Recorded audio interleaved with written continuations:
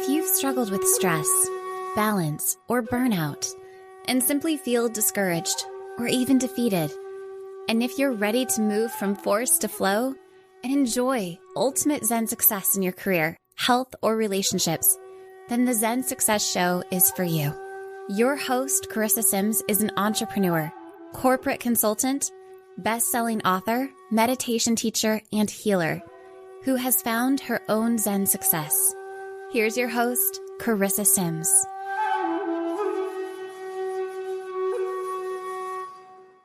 Welcome to this week's episode of Zen Success. Today, I have the pleasure of speaking with Jill Lublin.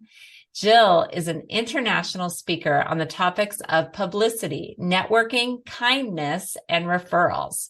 She is the author of 4 best-selling books, including Get Noticed, Get Referrals, the co-author of Guerrilla Publicity and Networking Magic. Her latest book, Profit of Kindness, went number 1 in 4 categories. Congratulations. I love that topic too. Jill is a master strategist on how to position your business for more profitability and more visibility in the marketplace. She is CEO of a strategic consulting firm and has over 25 years experience working with over 100,000 people. Wow. That is just amazing. Plus national and international media. She has spoken on many stages with luminaries such as Tony Robbins. More information about Jill and her free gift can be found in the show notes for Zen Success. Welcome, Jill. Thank you, Chris. I'm delighted to be here with you. Yes, I'm so excited to have you and share with our audience maybe some tips on getting to be seen and some publicity. But I wanted to hear a little bit about your journey. What has been your journey to be a publicity expert? You know, like everyone, my journey started in a circuitous way. I mean, maybe not everyone, but I think a lot of people. Yeah. You know, and I actually was in the music business. I was in law school, but I really started my career in the music business. And that actually taught me a lot about, well, perception and visibility. And I worked in marketing, in publicity, in the music business for like 5 years, loved it. And then into my own. And then all of a sudden I got tapped on the shoulder to write my first book, Guerrilla Publicity. And it just kind of kept snowballing. I think, you know, once you find your way, so to speak, I think the path naturally tends to unfold easier for you in front of you, right? I mean, that's what I have seen in my own journey. That doesn't make it all easy, but I think that the flow is there. And what did you learn from the radio business about publicity? Did you feel like that was priming you for guerrilla publicity to get publicity with on a budget? Well, yeah. I mean, listen, with the music business, it is all about how you're perceived, how people see you. I mean, you know, look at Kiss and Gene Simmons. You know, he's such a great, I think, example of how this has worked. He's a strong businessman, but he understands all about perception, right? And look at what the franchise of Kiss created. I mean, it's amazing. My husband worked with him on a reality show. Yeah. Oh, wow. Yeah. And, you know, it's just, so it really taught me around perception. I remember working for what I would call a new age music label. I actually worked for 4 different labels, blues and what we actually created a category called new age, women's, and rock and roll, you know, and they were all different, but yet all the same. And the sameness was that you can't sell tickets to a concert unless somebody knows about you or, you know, your products or your services, depending on who you are listening. Guess what? In this case, it was records. We had to, at the women's music label, fill a concert at Carnegie Hall. And we did it all on publicity with articles in the New York Times and the Boston Globe being the main drivers to literally sell out a concert hall, Carnegie Hall, before we even got to New York. And I remember the promoter at Carnegie Hall said, "How did you do this?" You know, publicity. Yeah. That's incredible. And so then how long after that did you write your first book, Guerrilla Publicity? Oh, that one took a while. I think, let me think. Well, let me just say the first edition, we're on our third edition now. Oh my gosh. Isn't that wild? Yeah. Publicity changes and we update things, of course. And but I probably wrote the first edition about 8 years ago, and the third edition just came out last year, late last year. Yeah, that's amazing. And were you ever, I think I saw you speak at Guerrilla Business School with T. Harv Eker. Is that Yes, you did. Yeah, is that what you gosh, yes, you did. Yeah, it was a lot of fun. Oh, that's great. And how did you guys get connected? I am a constant learner. And so I also invest in myself, and I like to stay around people who are doing great things. And somebody had recommended me to speak, and there I ended up in front of 1,200 people, which was a bit nerve-wracking, at Guerrilla Business School, and a lot of fun. Oh, that's amazing. And then what kind of happened after that? Did you start to do more events and speaking and really make the rounds?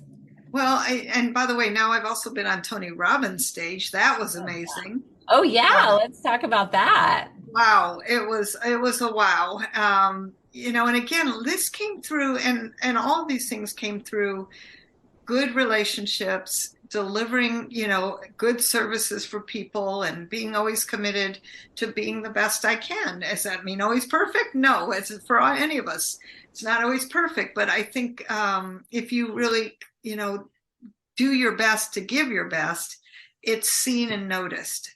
And I think that's a key. So all of these came through relationships and publicity, meaning I was seen out there, I was known out there, and that has made a big difference. That's amazing. So did you get a call from Tony's office? No, actually better. One of my clients, who happened to be fairly big as a sales person, he's since passed on at a fairly young age, actually. But he was the one who said, "I think you ought to speak for Tony Robbins," and he made the call. Oh my gosh, even better. Yes, exactly.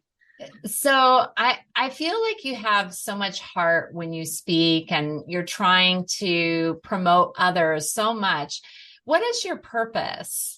And thank you for that acknowledgement, because I do want to put heart in front of everything, and my purpose is to be a messenger of messengers. And I really believe that I have been given a God-given talent to find people's messages, because I can hear it differently. Some of this is intuitive. Frankly, a lot of it's intuitive. I'm listening for what's underneath. I'm listening for the best way that people can be seen and heard, and frankly, at work, because, you can have a great product or service, but if nobody knows about you, how good is it, right? I mean, for you, meaning, you always want more prospects, more clients, more contribution, more impact, more influence. That's what publicity does. And I really seem to have just a really natural knack for it, which I kind of discovered by accident. But that's really my purpose, to be a messenger of messengers. That's wonderful. And can I do an and? Yeah. And since I wrote The Profit of Kindness, this is actually my fourth book, right? And since I wrote that book, I'll tell you, I felt lit up with another purpose, and that is to spread kindness.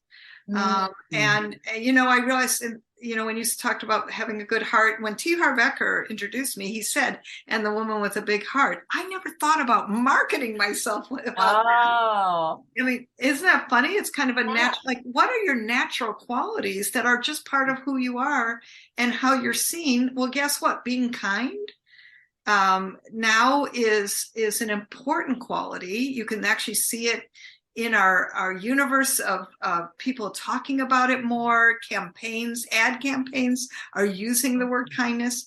And all of a sudden, I feel like I got kind of, shall we say, uplifted into a position to lead part of a movement, because there are many doing this, part of a movement on kindness. And I have put together now kindness circles. We meet monthly. I do a World Kindness Summit. This is in addition to all my publicity work. Yeah, that's amazing. I love that. I meet with a group of moms, and it's a RAC group. So it's a random act of kindness group. And we all donate money. We give like $20 a month, and then we give money anonymously to someone. But yeah, it's really warmed my heart. So I'm definitely in alignment with your book, your latest book, and movement. So that's amazing. And do you feel that kindness is more important now than ever before? Oh gosh.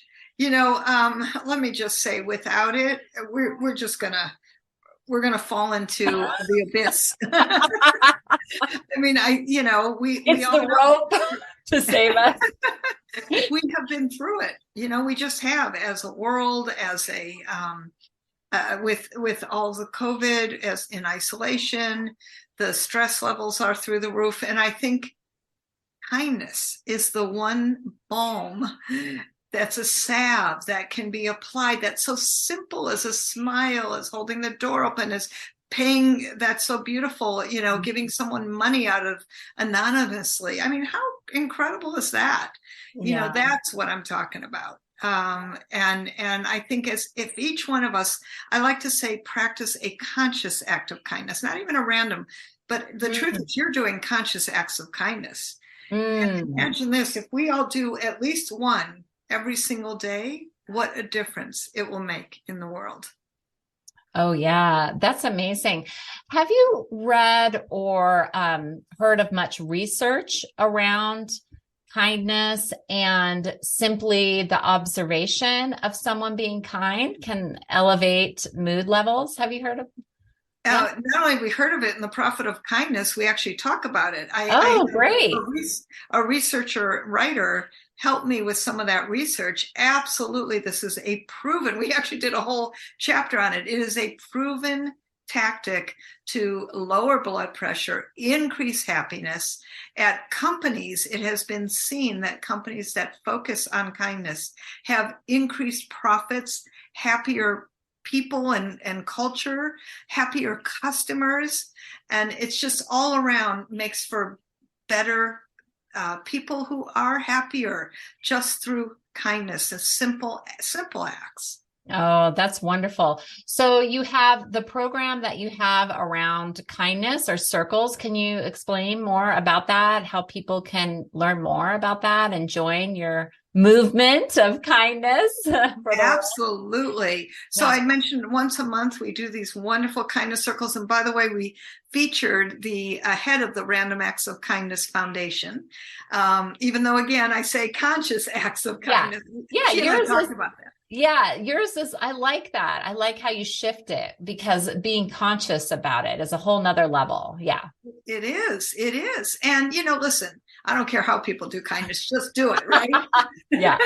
So monthly, I created an opportunity for us to get together on Zoom, 1 hour, just real simple.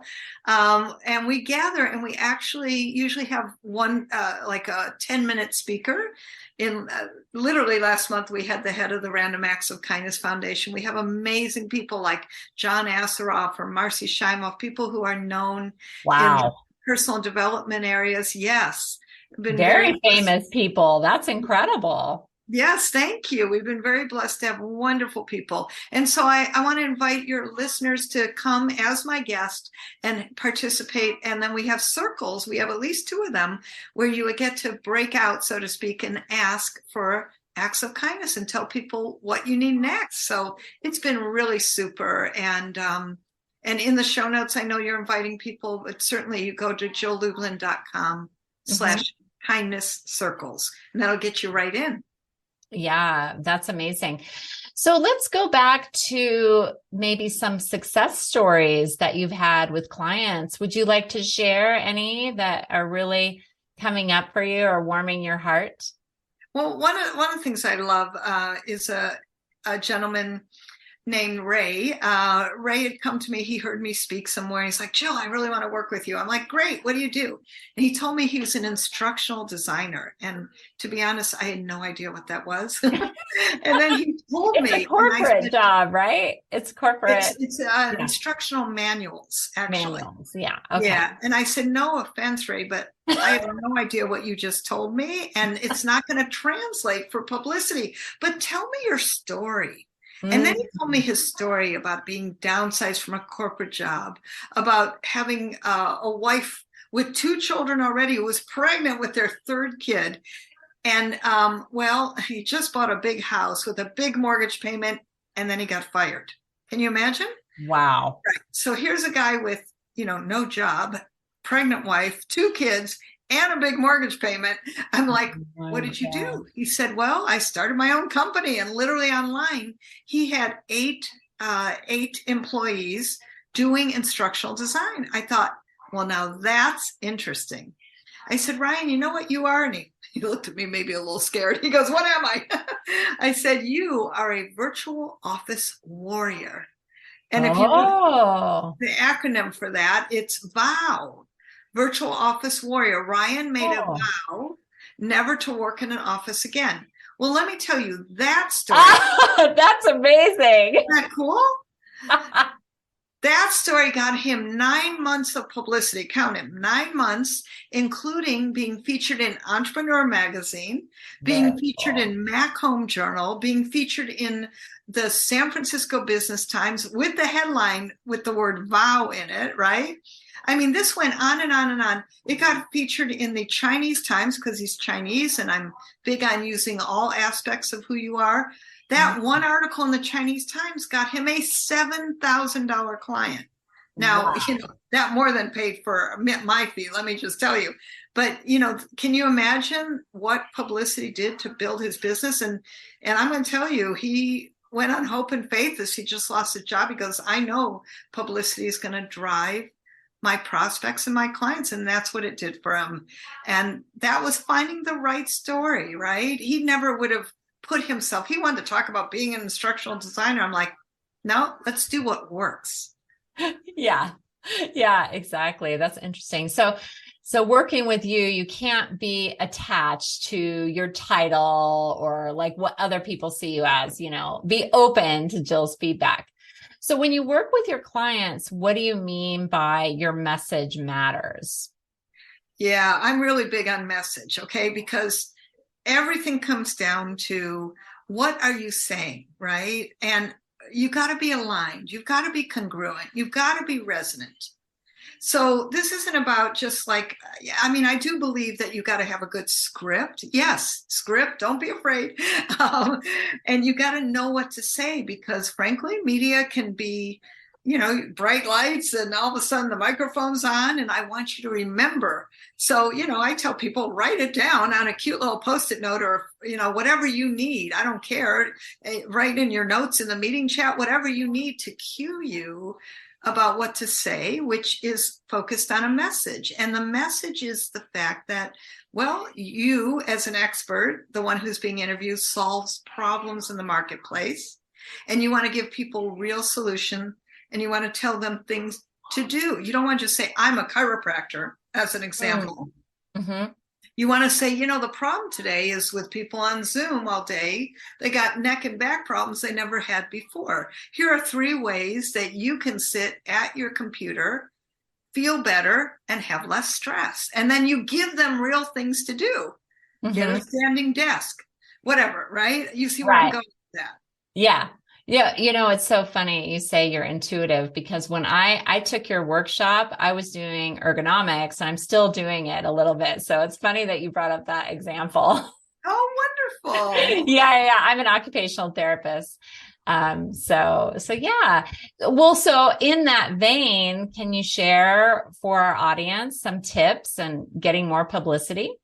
Absolutely. So a couple things.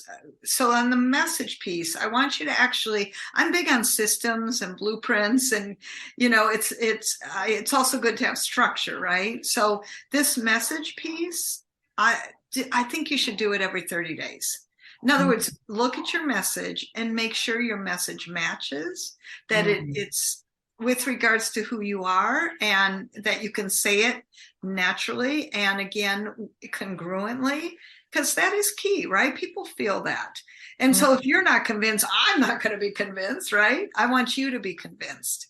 And sometimes, honestly, Chris, it takes some practice. Look in the mirror, practice your message, practice your message. Smile occasionally, please. I don't know if you've ever heard of John Assaraf. So many of you have. He's quite famous in the personal development arena. Yes, I went to one of his workshops live in San Diego. Oh, isn't he awesome? Yeah.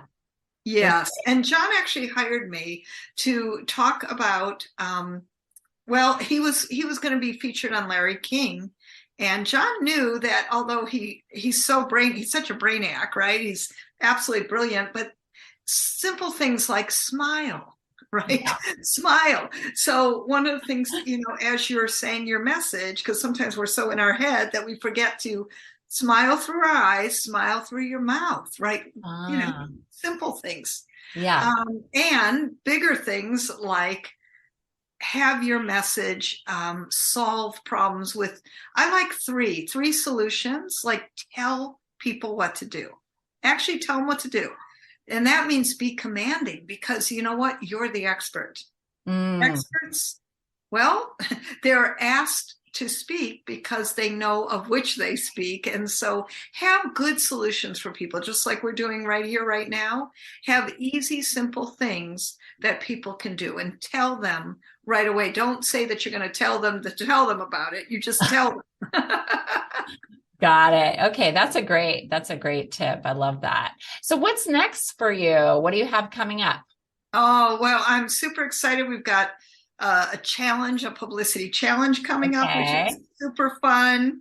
And that's coming up. I always love that. I love doing my kindness circles. We got a new year full of it, so to speak. And that's been really great. And we're launching again, which I'm excited by. And, I think that is plenty to spin in the air. It feels like a really good balance for me. And it's just been a lot of fun.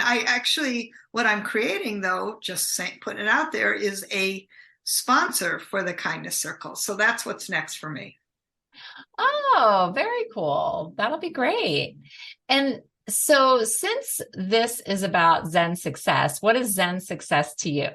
Well, I think part of that is really the flow, like the flow of the day. I notice there are some times where our energy is better than others, at least for me. So if my energy isn't in a great space, a Zen Success for me would be honestly advising a client, for instance, that I'd like to reschedule.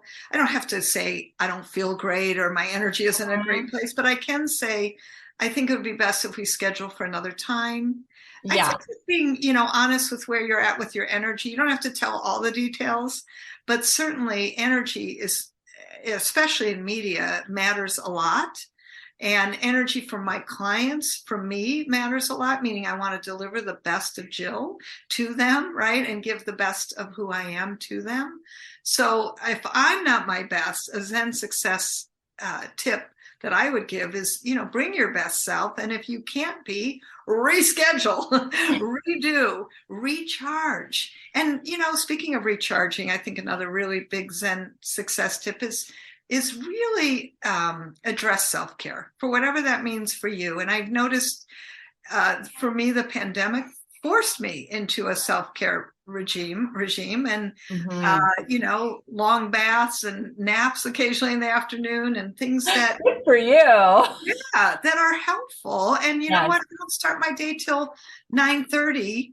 It was 10 before, but I moved it to 9:30.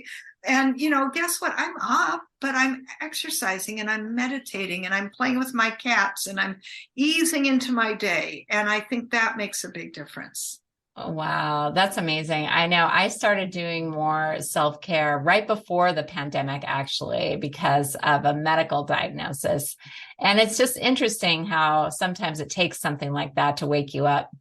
Well, it's been such a pleasure getting to know you, hearing about your programs, reminding us to be more kind, and how to get guerrilla publicity. So make sure you get Jill's free gift, Jill's Publicity Action Guide, in the show notes. So you can go to zensuccessshow.com. Thanks for being on my show today, Jill. Thank you so much, Carissa.